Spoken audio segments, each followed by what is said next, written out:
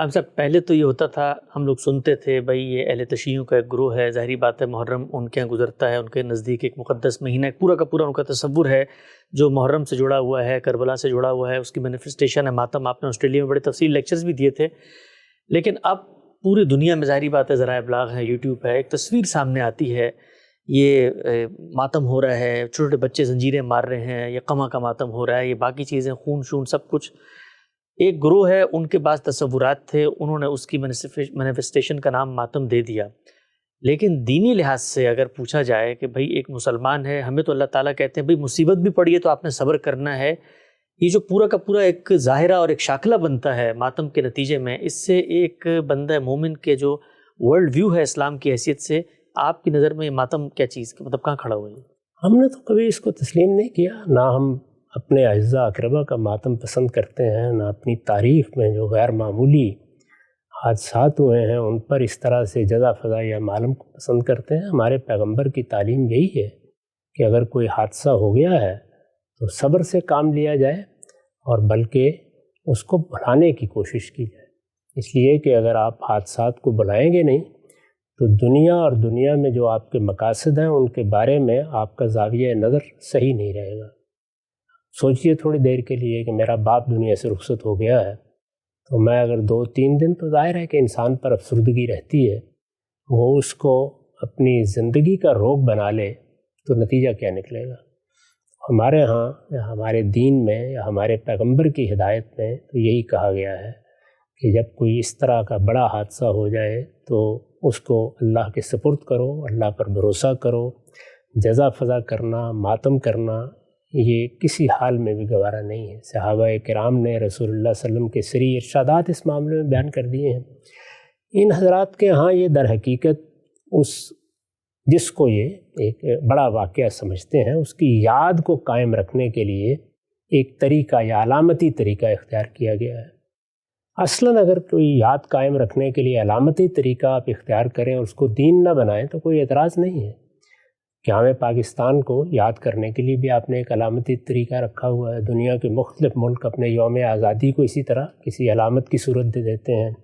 قومی وقار کو ہم جھنڈے ترانے کی صورت میں ایک علامتی اظہار دیتے ہیں۔ علامتی اظہار تو انسان کی ضرورت ہوتی ہے، تو وہ یہ سمجھتے ہیں کہ انہوں نے جو ان کا ایک موقف ہے اس موقف کی یاد تازہ رکھنے، اور وہ موقف چونکہ ان کے خیال کے مطابق اپنے اندر ابدیت رکھتا ہے، یعنی ایک ایسی چیز ہے جو پیغام دیتی ہے، تو اس کے لیے ایک شعیرہ یا اس کے لیے ایک علامتی اظہار کا طریقہ ہم نے اختیار کر لیا ہے۔ تو میں نے عرض کیا کہ علامتی اظہار کے یہ طریقے اگر دین کے خلاف نہ ہوں تو کوئی معنی نہیں، آپ اختیار کر سکتے ہیں، ساری دنیا اختیار کرتی ہے۔ میرا احساس یہ ہے کہ شاید موجودہ دنیا میں اب خود ان کے اپنے لوگ یا آہستہ آہستہ انہیں مجبور کر دیں گے کہ وہ اس میں ترمیم کر لیں، اس کا انتظار کرنا چاہیے۔ کوئی چیز جب اس درجے میں رسم بن جائے، اس درجے میں تاریخ بن جائے، یہ آپ کے علم میں ہے کہ 351 ہجری میں غالباً اس کی ابتدا ہوئی، تو اب اس پر ایک بڑا طویل عرصہ دنیا بھر میں گزر چکا ہے۔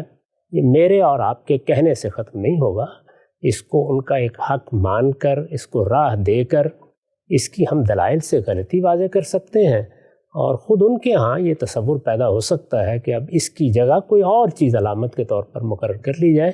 علامتی اظہار پر مجھے اعتراض نہیں ہے اگر اسے دین نہ بنایا جائے۔ توازے وہاں سے ایک توضیح بات ابھی آپ نے فرمایا 351 میں، یعنی یہ خود اس ایونٹ کے گزرنے کے کئی 100 سال بعد یہ ہوا، یہ کب ہوا کوئی اندازہ ہے آپ کو؟ جی ہاں، جب یہ دہلمی کی حکومت قائم ہوئی بغداد میں تو وہ چونکہ اپنا پس منظر ایک ذہنی رکھتے تھے، اور خلیفہ اس وقت مسلمانوں کا جو بھی خلیفہ تھا وہ تو اگرچہ سنی اسلام سے تعلق رکھتا تھا لیکن وہ بالکل درماندہ ہو چکا تھا، اس کی کوئی حیثیت نہیں تھی، تو اس نے یہ حکم دیا کہ اس دفعہ جب محرم آئے گا تو اس میں بازار بند کر دیے جائیں، عورتیں بھی نکلیں، مرد بھی نکلیں۔ تو اس طرح اس کی ابتدا ہو گئی۔